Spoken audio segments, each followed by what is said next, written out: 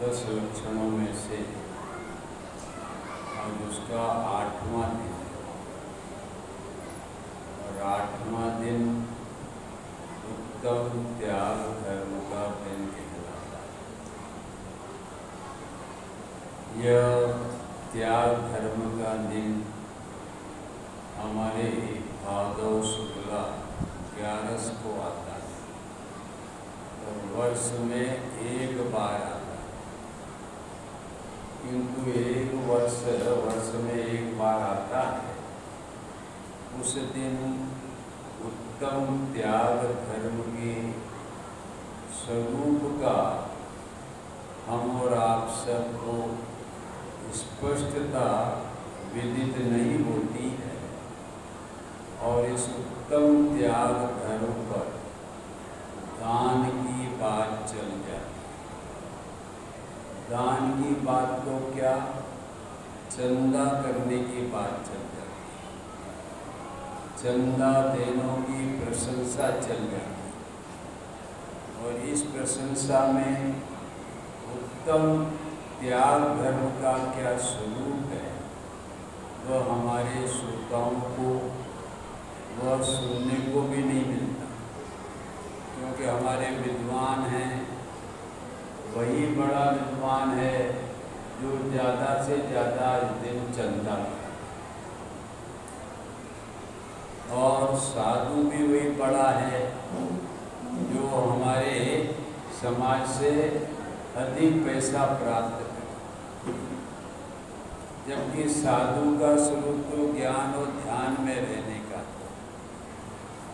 किंतु दुर्भाग्य समाज का कि समाज को ज्ञान और ध्यान की बात इस त्याग धर्म पर मिलती है और चंदा करने वालों की प्रशंसा, दान और दानवीरों की प्रशंसा यही सुनने को मिलती है। दान नहीं देना चाहिए ये बात नहीं कह रहा हूँ, दान की भी अपनी महत्ता है, उपयोगिता है। ऐसा नहीं है कि दान की उपयोगिता और महत्ता नहीं है, किंतु यह हम और आपको समझना चाहिए कि दान व त्याग धर्म नहीं। त्याग धर्म और दान में महान अंतर, और वह महान अंतर हम नहीं समझ पाते और वो दान को ही त्याग समझ लेते। यहाँ तक जिनागम में यह त्याग धर्म के निश्चय त्याग के साथ में ये दान को भी व्यवहारता की उपमा दी है, पूजा में ही दी है, किंतु वह उसकी जो व्यवहार से संज्ञा दी है वह वास्तविक संज्ञा नहीं है, वह त्याग की वास्तविक संज्ञा नहीं है। तो फिर त्याग किसे कहना? तो कहते हैं त्याग उसे कहना कि जो आज त्याग जो बाह्य और अभ्यंतर जो परिग्रह है उस परिग्रह से निवृत्ति होना, उसका नाम है त्याग धर्म। चेतन और अचेतन परिग्रहों से राग आदि की निवृत्ति होना, उसका नाम है त्याग धर्म। क्योंकि यह त्याग निवृत्ति सूचक है, ये प्रवृत्ति सूचक नहीं है, ये निवृत्ति सूचक त्याग है। किंतु निवृत्ति सूचक होने पर भी इस त्याग के स्वरूप में परद्रव्य और परद्रव्यों के भावों से निवृत्ति का नाम त्याग कहा गया। परद्रव्य को से निवृत्ति नहीं, परद्रव्य के प्रति के जो भाव मोह राग द्वेष है उससे निवृत्ति का नाम त्याग धर्म कहा गया, प्रवृत्ति का नाम नहीं। प्रवृत्ति का नाम तो बंध का कारण, मोह राग द्वेष रूपी प्रवृत्ति परिवर्तन करना वह तो बंध का कारण है, किंतु परद्रव्य की निवृत्ति नहीं। परद्रव्य तो पृथक ही है, किंतु परद्रव्य के प्रति जो ममत्व का भाव, अहम का भाव, कर्ता का भाव, भोक्ता का भाव, ऐसा विभाव भाव, उससे निवृत्ति होकर निःशुद्धात्मा का ग्रहण करना, उसको जिनागम में आचार्य और ज्ञानियों ने उसे उत्तम त्याग धर्म कहा गया। ये त्याग धर्म अलग चीज है और दान अलग चीज है, किंतु जगत के जीवों ने इस त्याग धर्म पर दान को ही त्याग मान लिया,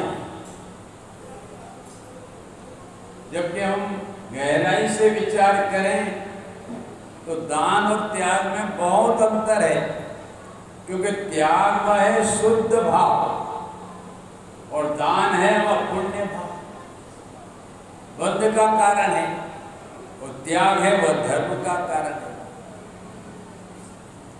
दान हितकारी वस्तु का किया जाता है और त्याग अहितकारी वस्तु का किया जाता है। त्याग किसका किया जाता है? अहितकारी। ये मोह राग द्वेष के परिणाम हमारे आत्मा को अहित करने वाले हैं। ये अहित करने वाले होने से इनका त्याग किया जाता है, और दान वह हितकारी वस्तु के लिए किया जाता है। परस्परो करो हमारे तत्वासूत्र का सूत्र है कि जो परस्पर जीवों को दान हितकारी है, ऐसा उसमें कहा जाता है। वास्तव में दान हितकारी वस्तु का किया जाएगा और त्याग अहितकारी वस्तु का किया जाएगा। त्याग बुरी वस्तु का किया जाएगा और दान अच्छी वस्तु का किया जाएगा। इसलिए जगत के जीवों में जो दान और त्याग एक है, यदि उसका गहराई से विचार करें तो दान अलग चीज है और त्याग अलग चीज है।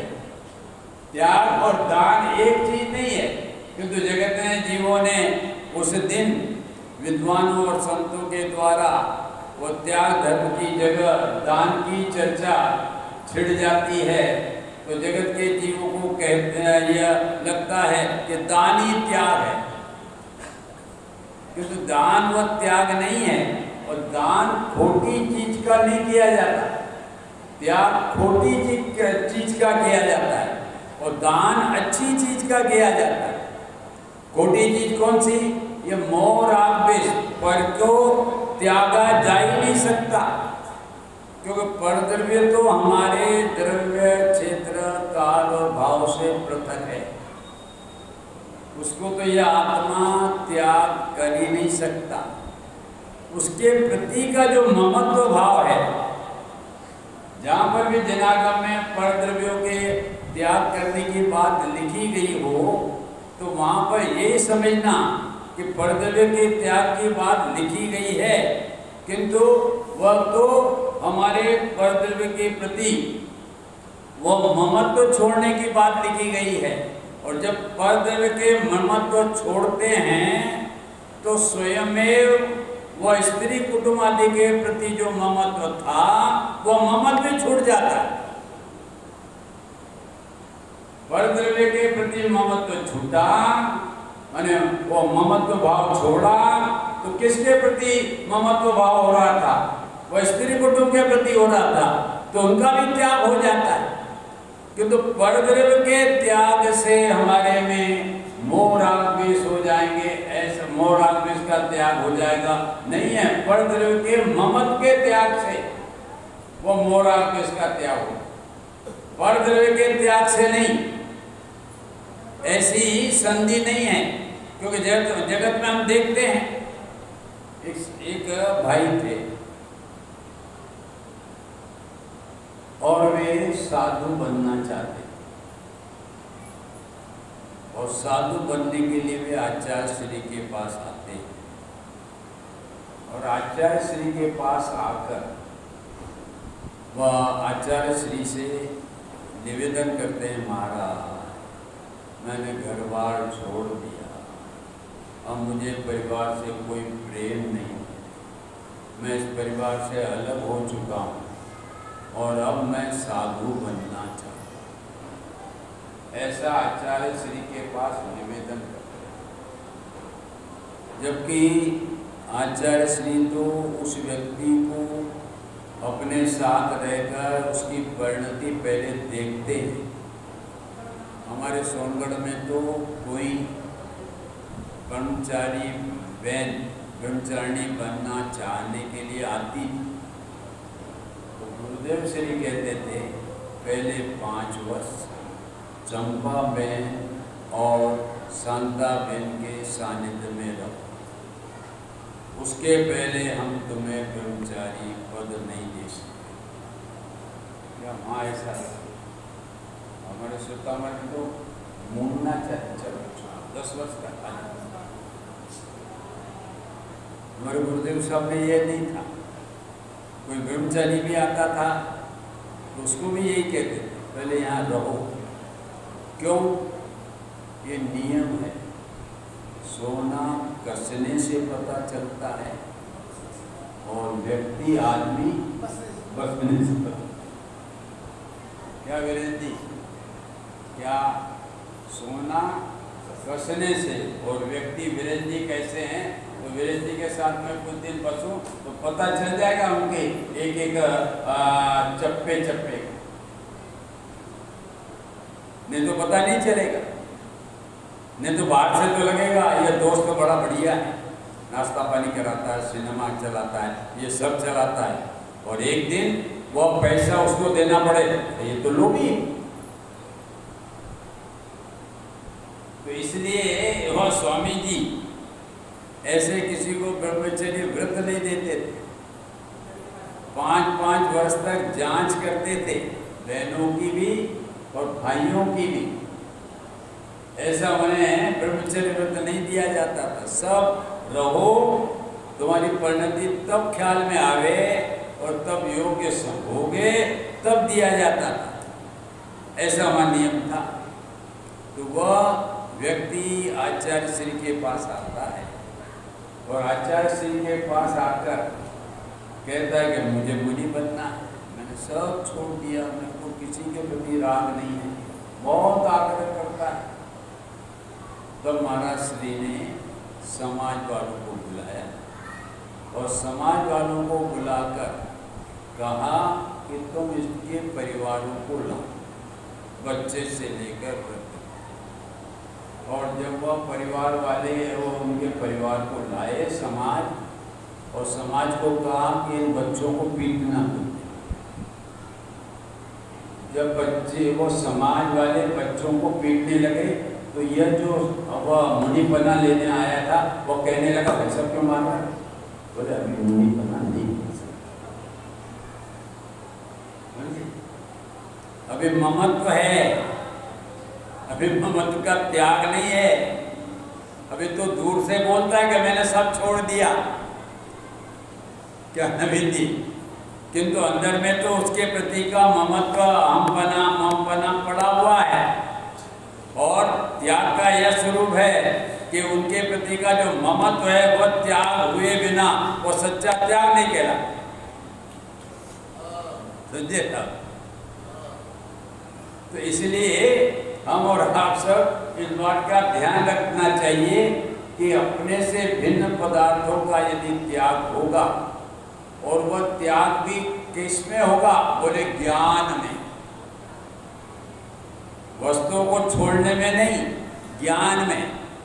क्योंकि यह बात हमारे समय सार के 34वीं गाथा में कहा है आचार्य कुलकुंद ने कि ज्ञान ही प्रत्याख्यान है,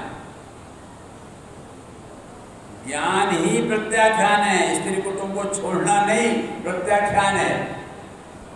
किंतु ज्ञान, वो उदाहरण भी दिया उन्होंने, क्या कहते, एक धोबी है, वो धोबी के यहाँ एक व्यक्ति अपना कपड़ा धोने के लिए देता है, और वह देकर फिर वह लेने जाता है, और लेकर अपना कपड़ा समझकर दूसरे का कपड़ा लेकर चद्दर आ जाता है। और आकर फिर वह ओढ़कर सो जाता है, और जिसकी चद्दर है वह व्यक्ति धोबी के पास जाता है, वो बोले मेरी चद्दर दे। अब उसके बाद वो चद्दर तो दूसरे के पास चली गई, तो बोले उसके पास चली गई, तो वो व्यक्ति जो चद्दर ले गया था उसके पास गया और वो ओढ़कर सोया था, और इसने हिलाकर पूछा भैया ये चद्दर मेरी है, मेरे को तो उसने चिन्ह देखा, और जैसे ही चिन्ह का ज्ञान हो गया और उसी समय यह ज्ञान में आ गया कि यह मेरी चीज नहीं है। इसका ज्ञान होना ही प्रत्याख्यान है। बाल बच्चों को छोड़ देना और अपने अंदर में वो अपनी मानना और बाहर में सब कुछ कपड़े छोड़ देना, तो वह उसने त्याग कर दिया, बिल्कुल नहीं त्याग किया।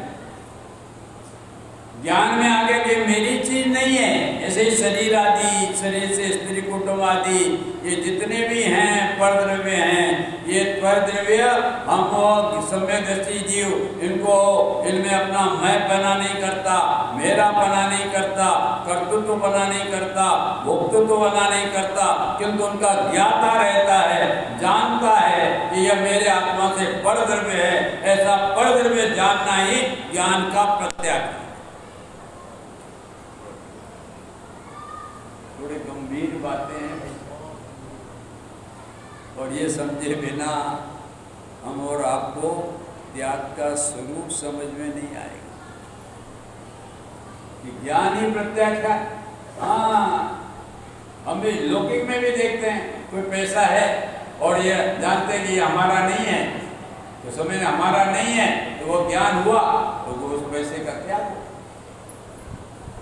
तो इसलिए ये हम और आप समझ लें कि यह दान और त्याग दोनों एक चीज नहीं है, दोनों में भिन्नता है, और दोनों के स्वरूप भिन्न होने से उनका लाभ भी अलग है। दान से स्वर्ग मिलेगा, और त्याग शुद्ध भाव होने से उससे क्या मिलेगा? मोक्ष। इसलिए दोनों चीज कैसे हो सकती है? एक बंध का कारण है, एक अबंध का कारण है शुद्ध भाव। ये दोनों चीज एक हो ही नहीं सकती। इसलिए यह हम और आप सब इस बात का ध्यान रखें कि दान जो चीज है वह अलग है, और त्याग वह चीज है वह अलग है। दान और त्याग में यह भी अंतर है कि दान उसी चीज का दिया जाएगा जो अपने पास हो, और त्याग जो अपने पास नहीं हो उसका भी त्याग किया जा सकता है। दान के लिए दो पार्टी चाहिए, एक देने वाला और एक लेने वाला, और तीसरा उन दोनों को जोड़ने वाला माल भी चाहिए। तो एक लेने वाला, एक देने वाला, और उन दोनों को जोड़ने वाला माल, तब दान होगा, अन्यथा दान नहीं होगा। समझे? हमारे यहाँ 10 लक्षण पर्व में हमारी जैन समाज वो 10 दिन तक गरीबों को भोजन करा, किंतु अब भोजन रखते हैं तो कोई गरीब आते ही नहीं। क्या नबी? क्योंकि अब कहाँ है गरीब? क्योंकि हमारे मोदी जी ने सबके यहाँ अनाज दे दिया। क्या मेरे गरीब रहा नहीं, तो हमको वो योजना बंद करनी पड़ी समाज को। देने के लिए तो तैयार है, किंतु लेने के लिए कोई तैयार नहीं है, तो दान हो ही नहीं सकता। तो दान में 3 पार्टी चाहिए, देने वाला और लेने वाला, और उनको दोनों को जोड़ने वाला माल। यह होगा तो वह दान की क्रिया होगी। और बोलो त्याग में किस पर अपन चर्चा कर रहे हैं कि दान और त्याग एक नहीं है। दान और त्याग भिन्न भिन्न वस्तुएं, उस पर हम और आप विचार कर रहे हैं कि दान के लिए 3 पार्टी चाहिए। त्याग तो ऐसी चीज है कि जो नहीं भी हो उसका भी त्याग किया जा सकता है। बोले ये कैसे पंडित जी, आपके पास वस्तु ही नहीं है, तो वस्तु नहीं है तो आप उसका त्याग कैसे कर सकते? अरे भैया, ऐसे त्याग कर सकते हैं कि शादी का त्याग करो, मैंने शादी का त्याग करे। अरे तुम्हारी शादी नहीं हुई तो शादी का कैसे त्याग होगा? शादी का मैंने त्याग किया, किंतु शादी का त्याग कब होगा? शादी हुई होगी तब होगा। अरे भैया, वो शादी नहीं भी हुई हो, किंतु अंदर में ये परिणाम किया जा सकता है कि मैं शादी नहीं करूंगा, ऐसा भाव होना, वो शादी का त्याग। क्या मैं वो शादी करने का भाव ही नहीं लाना, तो बोलो त्याग हुआ कि नहीं हुआ?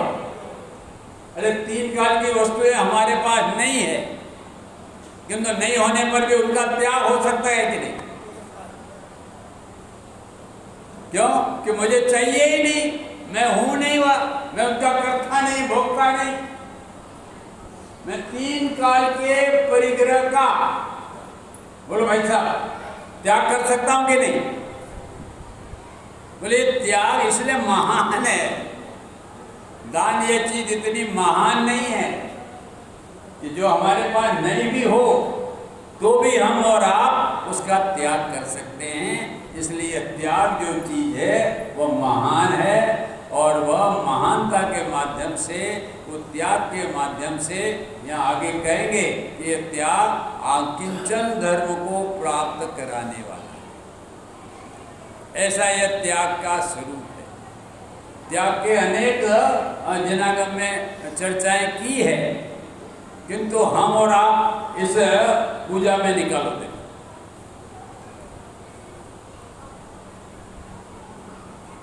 पाना 80 है शायद, 81।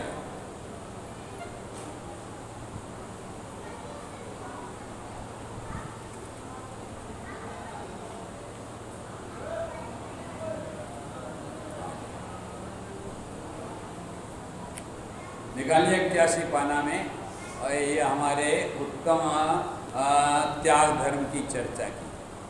देखो पढ़ो सब।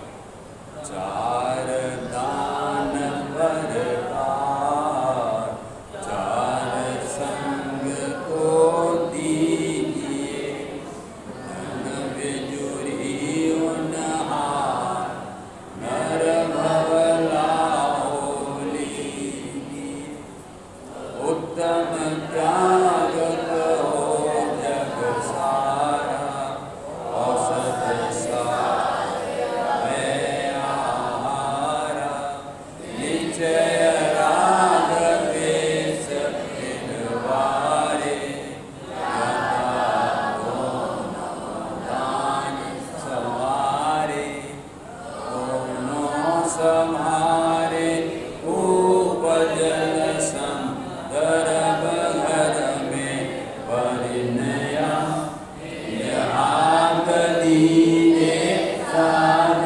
दीजे, हाथ धोया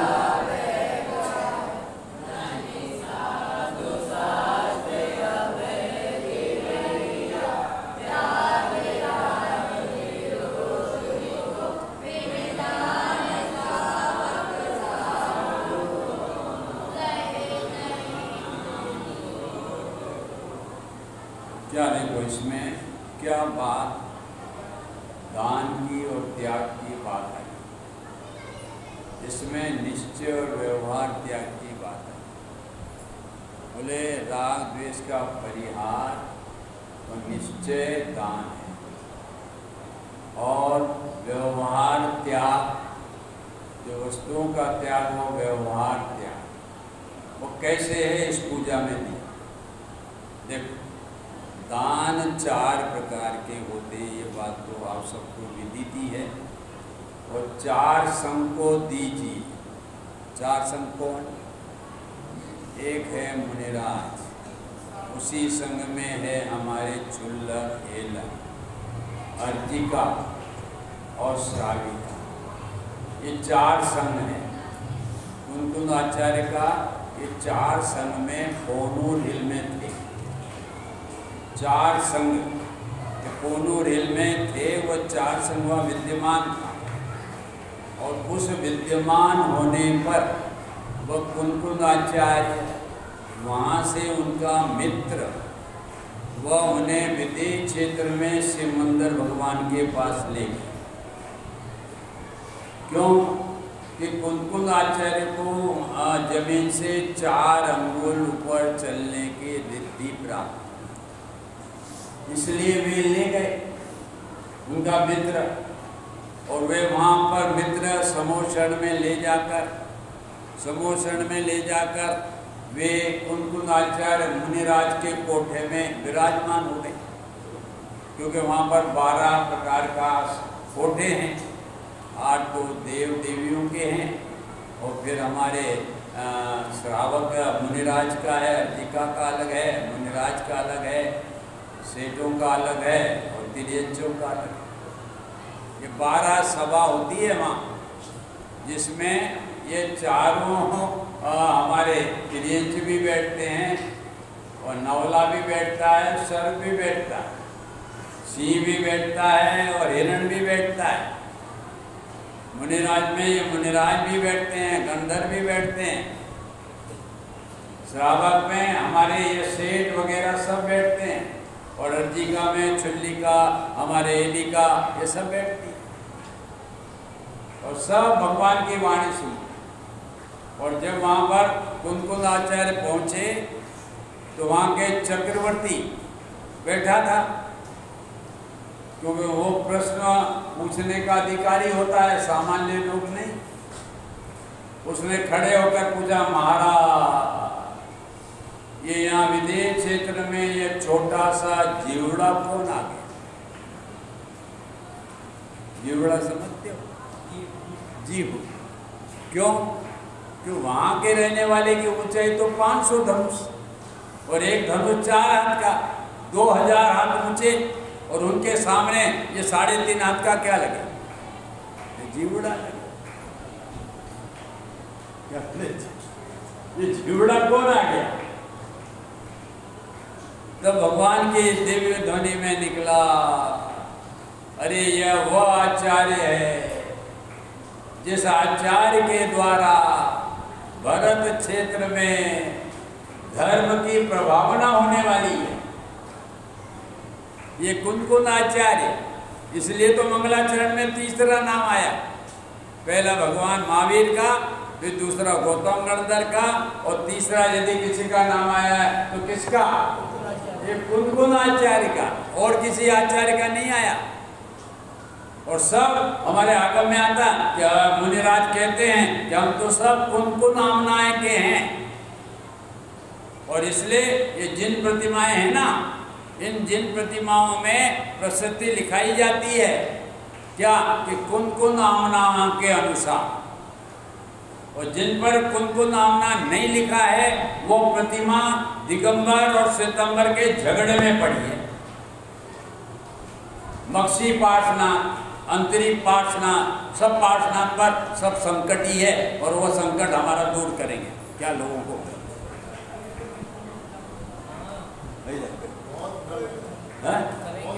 कितना भ्रम है, वो संकट दूर करेंगे, और उन पर ही ये संकट है। हाँ जी,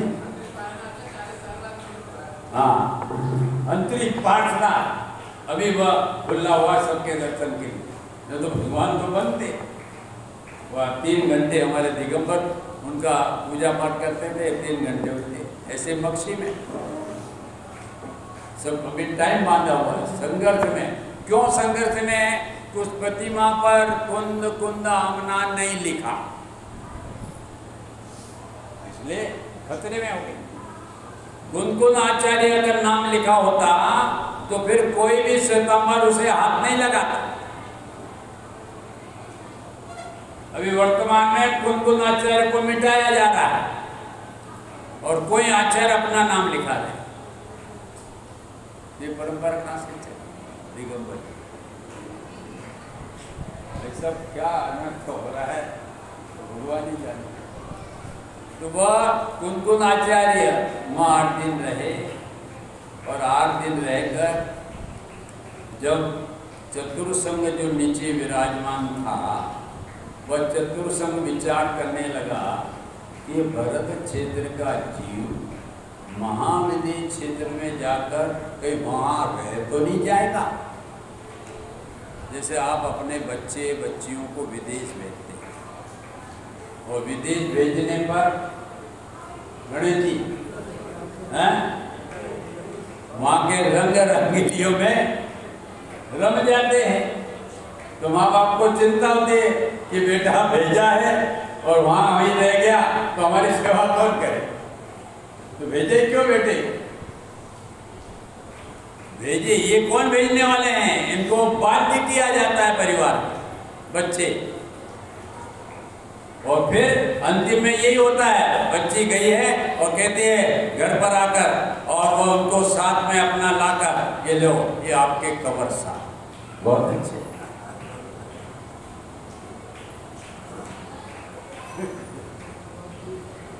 तुमने अपने हाथ से अपनी बच्ची को अजैनों में फेंक दिया और अजैनों में फेंका, उसका बड़ा पाप तुमको लगे। क्यों कि सब अजैन हो जाएंगे, वैष्णवादी को मानेंगे, जैन वो परिवार रहा ही नहीं। ये माँ बाप को पाप लगता है, बहुत बड़ा पाप। तो ख्याल का आता है सुनने ही नहीं है तो क्या करे। वो 8 दिन वहां रहे, 8 दिन रहे, भगवान शिव मंदिर की दिव्य ध्वनि सुनी और 8 दिन तक नहीं आए तो यहाँ नीचे जो चतुर्संग था उसको चिंता हो गई कि वो महाराज वहां तो नहीं रह जाएंगे। और तब 9वें दिन, और 9वें दिन हुआ और आकाश में से थोड़ा चमक दमक हुई, और चमक दमक हुई तो चतुर्संग जो नीचे था उसे विचार आया कि ओ कोई उल्का पाप हो रहा है, तो कोई अवश्य का किसी का आगमन हो रहा है। और उल्का पाप में से जब दिखाई दिए नीचे आते हुए और संग कोनों में उतर गए तो सब कुनकुन आचार्य की जय जयकार करने लगे। और जय जयकार करने के बाद में वह आचार्य श्री को स्वाध्याय भवन में ले गए और पूछने लगे महाराज भगवान से क्या माल लाए हो वो बताओ। क्या भाई साहब,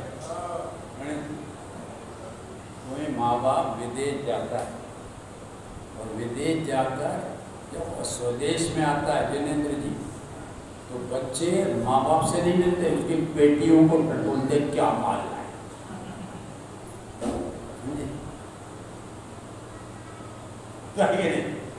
बोले जी उनसे नहीं मिलेंगे, माँ बाप को तुम जाओ, तुम क्या माल हमारे लिए लाए हो बताओ। ऐसे ही कुनकुन आचार्य उनसे निवेदन किया, तुम्हारा 8 दिन आपने जो तत्व ज्ञान प्राप्त किया, भगवान की दिव्य ध्वनि सुनी, तो आप क्या लाए हो वो बताओ, वो माल पिरसो। तो वो माल हमारे यहाँ वह अपना मांगलिक रूप में कहते, ऐसे हमारे स्वामी जी का भी होता। वो 3 महीने के लिए सौराष्ट्र और जगह जगह विहार करते थे और विहार करने के बाद में 7-7 दिन रहकर प्रवचन करते थे। और प्रवचन करने में कुछ लोग दिगंबर बना लेते और जब सोनगढ़ में आते थे तब उनका भव्य स्वागत करके और सबसे पहले उन्हें कहते थे कि आप 3 महीने जो विहार किया और उसमें आपने क्या तत्व ज्ञान पिरसा जो हम और आपको कल्याण का मार्ग प्रशस्त करे, वो मांगलिक के माध्यम से सुना। ऐसे ये कुनकुन आचार्य के द्वारा। तो यहाँ जो 4 संघ है ना, ये 4 संघ में से मैंने आपके सामने ये बात कही कि ये 4 संघ वह टकटकी लगाकर देख रहा था कि कुनकुन आचार्य कैसे कब आवे। और हम शिव मंदिर भगवान का मार्ग को सुने और सुनकर हम कल्याण के मार्ग को प्रशस्त करें, ऐसी जिज्ञासा से वे प्रतिदिन 1 दिन 2 दिन आकाश की तरफ ही देखते थे कि किसी तरह वो आवे और हमें मार दे। ऐसे हम और आपको भी ये सोचना चाहिए कि 10 लक्षण पर्व हमारे जीवन में कब आए, ऐसी अंदर में उत्सुकता आनी चाहिए 10 लक्षण पर्व के पहले। क्या गणेश जी लाल जी उत्सुकता आई है? उसकी तैयारी अंदर में करनी चाहिए कि वहां पर्व आ रहे हैं और इस पर्व में हमें वीतरागता की वाणी सुनने को मिलेगी और वीतरागता की वाणी सुनने को मिलेगी तो हमें यह सुनाई देगा कि वीतरागता ही धर्म है और वीतरागता ही पूज्य है, राग है वह पूज्य है और राग है वह 4 गति का कार्य। 10 लक्षण के लिए इतनी उत्सुकता होनी चाहिए तो आपको वो 10 लक्षण का लाभ मिलेगा। क्या जिन्हें नहीं, अन्यथा नहीं ऐसे आए हैं चले जाए, सबको एक न एक दिन जाना है। अभी माता बहने बहुत वैराग्य की हमारे गीत गा रही, वो वैराग्य गीत जीवन में उतर जाए तो बहुत अच्छा कल्याण हो जाएगा सबको। हाँ, तो अपनी तो ये बात 4 संघ से चल रही थी और दान और त्याग के संबंध में चल रही थी और यहाँ पर हमारे अपने ध्यानत राय जी ने क्या कहा कि ये उत्तम त्याग कहो जग सार। ये त्याग धर्म है वो जगत का उद्धार करने वाला सार है, सर्वोत्कृष्ट है त्याग धर्म। उत्तम त्याग धर्म की बात है, मात्र त्याग की बात नहीं है। और ये उत्तम त्याग धर्म सम्यक दर्शन पूर्वक होता है, मिथ्या दृष्टि को उत्तम त्याग नहीं होता है, त्याग धर्म नहीं होता, त्याग तो होता है किंतु उत्तम त्याग धर्म मुनिराज को होता है। तो इसलिए यहाँ पर ये बात है उत्तम त्याग कहो जग सारा। ये जगत में त्याग धर्म को उत्तम कहा। फिर ध्यानत राय जी ने वो त्याग धर्म के 4 भेद बताए। क्या नवीन जी, ये 4 भेद त्याग के है कि दान के? देखो ध्यानत राय जी की कलम देखो, क्या 4 दान के भेद? औसत, सात, अभय आहार और नीचे दिया निश्चय राग द्वेष निर्वाह। ये त्याग का लक्षण दिया। ध्यानत राय जी ने समय सार तो देता ही है कि मोह राग द्वेष आदि भाई और बहनतर परिग्रह का त्याग और निःशुद्धात्मा में लीनता वह त्याग है, किंतु ये पूजा भी कह रही है। लोग कहते हैं समय सार तुम्हारा और पूजा पाठ हमारा। वीरेंद्र जी, क्या पूजा पाठ हमारी, समय सार तुम्हारा? अरे हम कहते हैं पूजा भी हमारी और समय सार भी हमारा, क्योंकि उस पूजा में भी अध्यात्म की बात दी। भेद मत करो, हमारी तो जिनवाणी मात 4 अनुयोग की वाणी सब हमारी है। क्यों कि जिस वाणी में वीतरागता की पोषण की बात आवे वो हमारी वाणी है, हमारी जिनवाणी है, हमारी माता है। और जिस जिनवाणी में राग का पोषण करे वो हमारी जिनवाणी नहीं है, किंतु जन जन की वाणी और संसार का पोषण करे। कितनी ये बात है, देखो इसका अर्थ समझ लो। निश्चय राग द्वेष निर्वाह, राग द्वेष की निवृत्ति का नाम त्याग धर्म है। और राग द्वेष में क्या आ गए? शुभ और अशुभ भाव, पुण्य पाप भाव, सब भाव आ गए, उसका नाम है त्याग है। ये त्याग दान है। और देखो ज्ञाता दोनों दान सवाय, इसमें व्यवहार लिखा नहीं है, किंतु वो दोनों शब्दों में से जिनेंद्र जी निश्चय त्याग और व्यवहार त्याग, ये निकाला है। क्योंकि ज्ञानी दोनों को अपनाता है, ये बात इसमें लिखी है कि निश्चय त्याग क्या है और व्यवहार त्याग क्या है। और फिर ऊपर उठ के दान के 4 प्रकार लिख दिए। और अपनी बात चल रही थी कि दान और त्याग में क्या अंतर है। अब ये 4 प्रकार के कुछ लोगों में ऐसा भ्रम भी है कि दान और त्याग पर्यायवाची शब्द, पर्यायवाची शब्द हो, एक शब्द को जहाँ रखा जावे उसमें दूसरे शब्द को रखो तो अर्थ अलग हो जाता है, तो वो पर्यायवाची नहीं है। त्याग शब्द की जगह आप दान शब्द का प्रयोग करो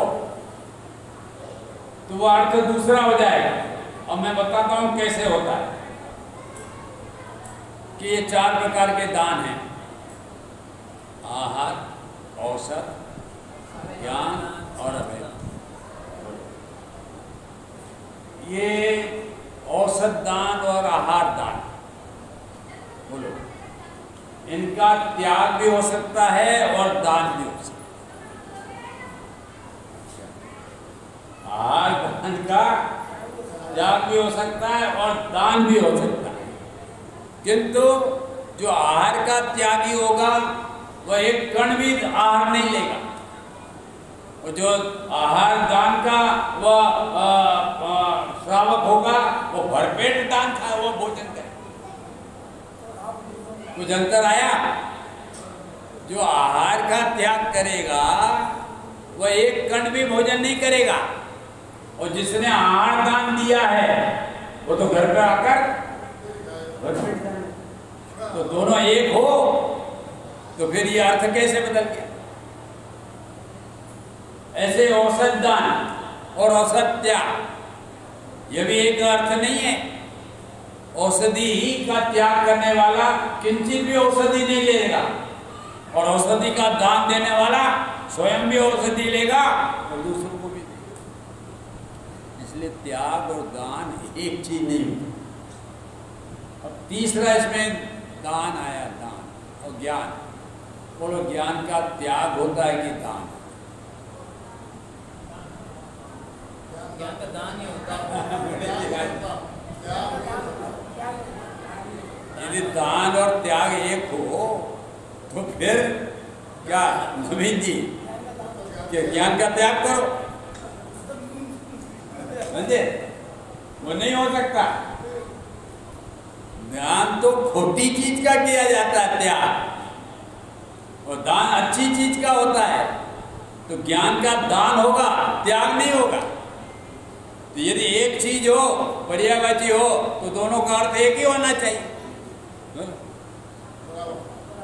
इसलिए दान और त्याग एक नहीं है गणेश लाल जी। जो यह त्याग धर्म के दिन दान की चर्चा करते हैं और दान की महिमा गाते हैं, उसमें जगह समझ लेते हैं क्या त्याग धर्म हो गया। यह है ही नहीं, ये स्वरूप ही नहीं है, क्योंकि दोनों में अंतर है।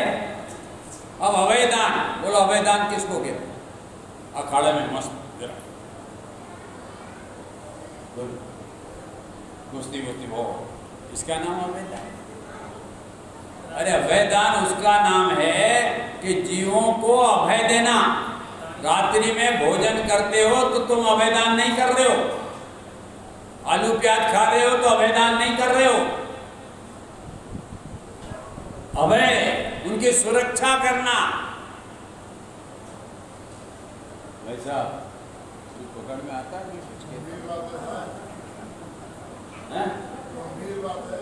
हाँ, अभयदान किसको? वो कुश्ती लड़ने को अभयदान कहते हैं। ये कहां से ले आए?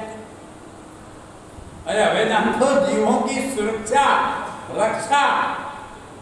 रक्षा करते हैं, तो समझने कि हमने उसको अभयदान दिया, उसका जीवित किया।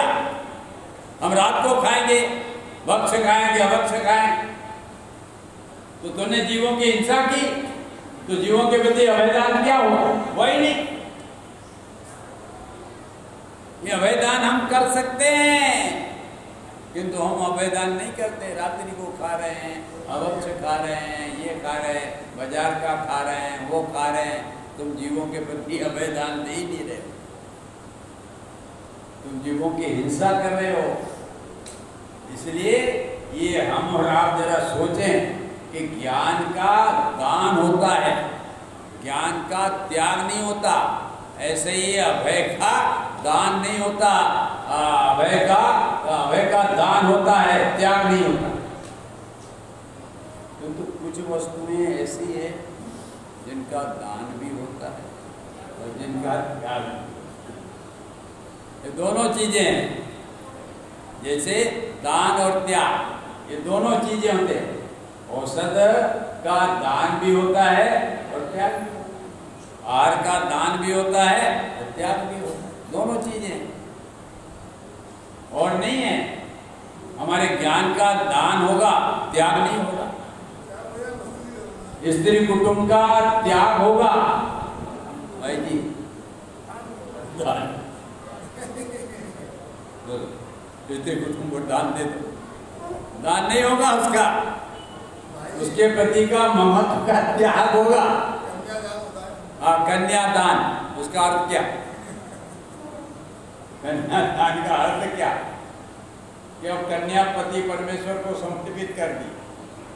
वो माँ बाप वो दिन 18 वर्ष से जो पाला पोसा था आज भार उतर गया।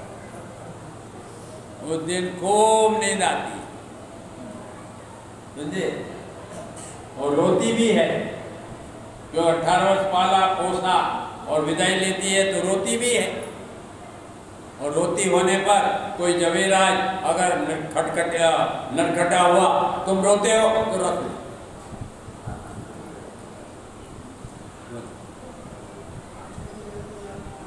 है?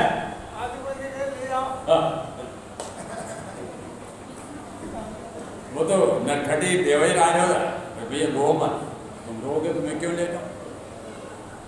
अरे भाई साहब, हम रोएंगे भी और तुम्हें ले जाना भी। क्या देवी चंद जी, ये दोनों होंगे हमारे, ऐसा नहीं है, हम रोएंगे भी और हमको ले जाना भी पड़ेगा। अब हम नहीं रखेंगे। तो इसलिए हम और आप जरा सोचो क्या है कि दान और त्याग में महाअंतर।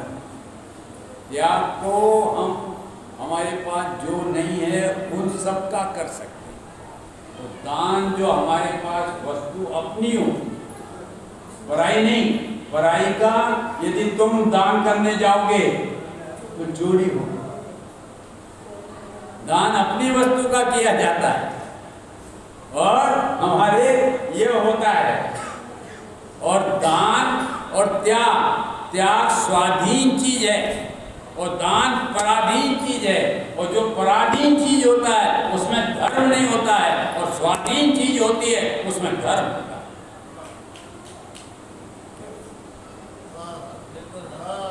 हाँ, ये स्वभाव पराधीन भाव है, उसमें धर्म हो ही नहीं सकता। स्वाधीन भाव में धर्म होता है, क्योंकि धर्म हमारा स्वतंत्र है, उसको किसी पर की आवश्यकता ही नहीं है। घड़ी आपकी यहाँ की जल्दी चलती, मेरा सही नहीं पूरा, मुझे माफ करो, क्या करें। अब मैं 5 मिनट से अब ज़्यादा नहीं मिला।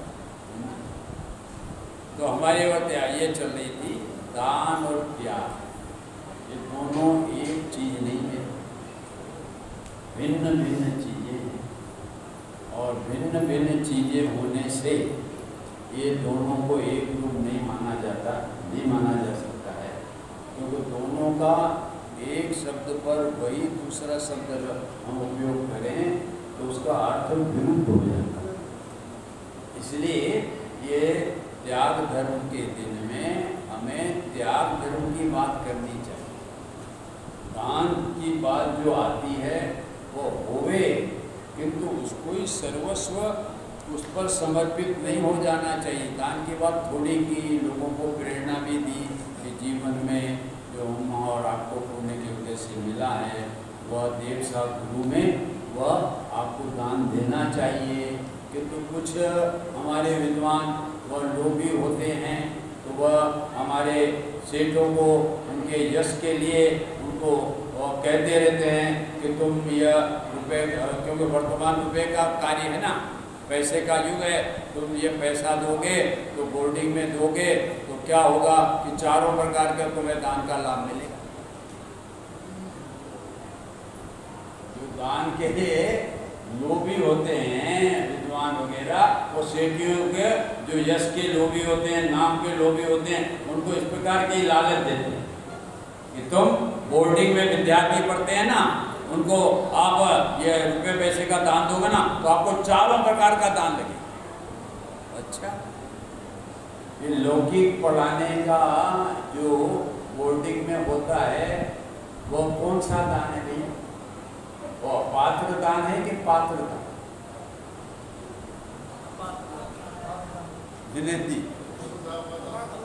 वो तो लौकिक ज्ञान है, वो पात्र जीवों को थोड़ी है। तुमको ज्ञान का दान मिलेगा। वो अंग्रेजी पढ़ते हैं, ये पढ़ते हैं, लौकिक पढ़ाई पढ़ते हैं, उसमें ज्ञान दान कहाँ से आ गया? बच्चे बीमार पड़ जाते हैं तो उन्हें औषधि देना पड़ता है। वो औषधियाँ बख्श है कि बख्श है? औषधि दान है। ज्ञान दान हमारे बच्चे को पढ़ाया जाता है तो ज्ञान दान हो गया। वैसे का ये सब भ्रम है, इनका नाम ये दान है ही नहीं। ये तो संसार बढ़ाने वाले हैं, लौकिक ज्ञान प्राप्त कराना और ये चीजें कराना, ये सब संसार बढ़ाने वाली है। लोकोत्तर ज्ञान जो हमारे बच्चों को दिया जाता है, यह ज्ञान वास्तविक ज्ञान है कि जिससे उनका कल्याण का मार्ग प्रशस्त हो। इसलिए ये दान और त्याग के मैंने दोनों का अंतर बताया। अपने जीवन में दान के साथ में जो हमारे नुकसान करने वाले मोह राग द्वेष के परिणाम हैं, वे परिणामों का यदि हमें त्याग करना है तो उसका एक ही साधन है कि हम अपना जो मोह राग द्वेष से रहे, जो हमारा वीतराग स्वभावी आत्मा है, उसका आश्रय करेंगे और आश्रय करके उसमें लीनता करेंगे और वह उसमें जो मुनि बना आएगा और उस मुनि बने में ही हमें उत्तम त्याग धर्म होगा और वह उत्तम त्याग धर्म हमारा वह सिद्ध दशा को प्राप्त होगा। वर्तमान में हम यूँ देखें, लौकिक में भी दानियों की ज़्यादा वो दानियों को ज़्यादा अपना उनका सत्कार मिलता है कि त्यागियों? दानियों को ज़्यादा सत्कार मिलता है कि त्यागियों? त्यागियों की महिमा है, दानियों की नहीं। जिन्होंने शहंशाह, जिन्होंने सब त्याग दिया, और राजा ने, महाराजा ने, शहंशाह, और जिन्होंने सब संग्रह कर लिया वह दानवीर है, दान भी देता है। किंतु आज तक अरे जी दानवीरों को दानवीर की उपाधि मिली, किंतु किसी ज्ञान दान देने वाले को उपाधि से अलंकृत नहीं किया, औसत का दान देने वाले को उपाधि नहीं मिली है, समझे? किंतु वो पैसे वालों को नहीं मिली। या आहार का दान दे तो उसको आहार दान की उपाधि मिली है क्या? समाज देती नहीं, वो दानवीर के नाम लिखेंगे, ये लिखेंगे। तो इसलिए आज इस उत्तम त्याग धर्म पर हम त्याग धर्म का वास्तविक स्वरूप समझें, दान का भी स्वरूप समझकर हमारी लोक प्रवृत्ति को दूर करने के लिए उस प्रवृत्ति को भी अपनाएं और त्याग जो धर्म है तो हम और आप सब अपने जीवन में जो हमारे इस संसार का कारण हो रहा है शुभाशुभ भाव है, उनका लक्ष्य छोड़कर या भ्रंत और भयंग जो परिग्रह है चेतन और अचेतन रूप में, इन सब का निवृत्ति लेकर आत्मा में लीनता करना और त्याग धर्म हम सबको अपने जीवन में प्रकट हो, इसी पवित्र भावना के साथ